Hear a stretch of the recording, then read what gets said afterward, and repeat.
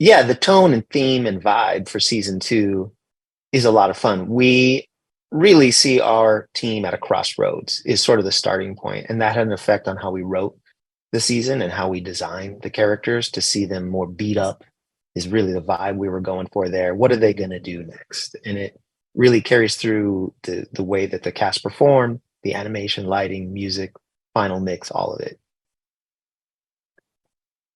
We are going to see several new characters throughout season two.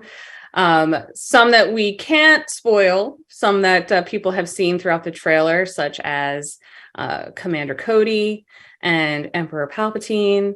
And of course, Captain Rex, who we saw in season one, also plays a part in season two.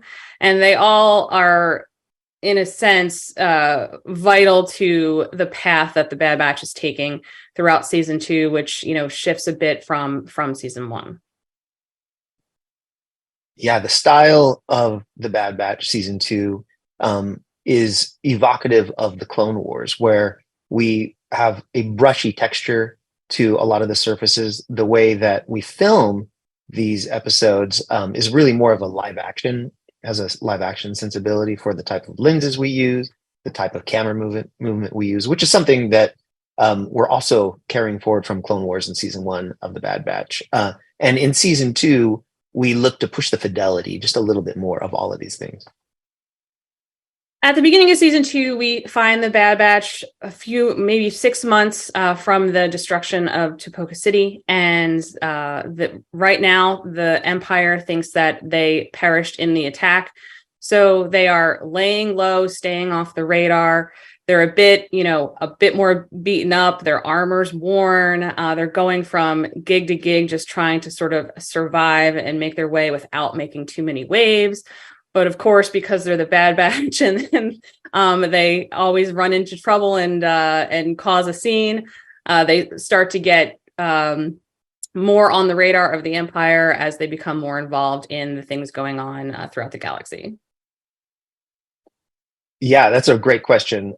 We start the season, not only is a little bit of time passed, but the Bad Batch are essentially still doing missions for Sid and trying to stay off of the Empire's radar because the Empire doesn't know that they're still alive, and the Bad Batch like that just fine. They want to make sure Omega's safe. They just want to make their way through this galaxy in these very dark times. But some of the decisions that they make end up pulling them closer to the fire. And when we do that, the story really needed to become more serialized. So we start a little bit more episodic and we become more serialized. And they're both really all the way through the same story from beginning to end, affects our characters all the way, but it does become more serialized. I think my favorite character of season two is Crosshair. Based off of where we left him in season one and the fact that he has doubled down with the Empire, I think he is in the middle of a crisis and doesn't really understand where he fits in and what the journey we take him on and his connection with Commander Cody. I think it's some of my favorite stuff. So. Yeah, and I'm going to cheat because I have I have so many favorite characters, but for the Bad Batch, Omega, I just love seeing how she grows in the season, how she learns things, the way that Michelle Ong performs her, all of the discussions we've had with Michelle. It's just such a great thing to see how she, never gives up and has learned all these lessons, and has a heart of gold and is a guiding light for all of our team. But also cheating, another answer, Fee Genoa. New character performed by Wanda Sykes. So fun to see how Omega reacts to her, to see how she interacts with the rest of the team. We think the fans are going to really like her. What can fans look forward to this season? An eclectic group of episodes that really take the team on a journey and put them through the ringer. And it's fun.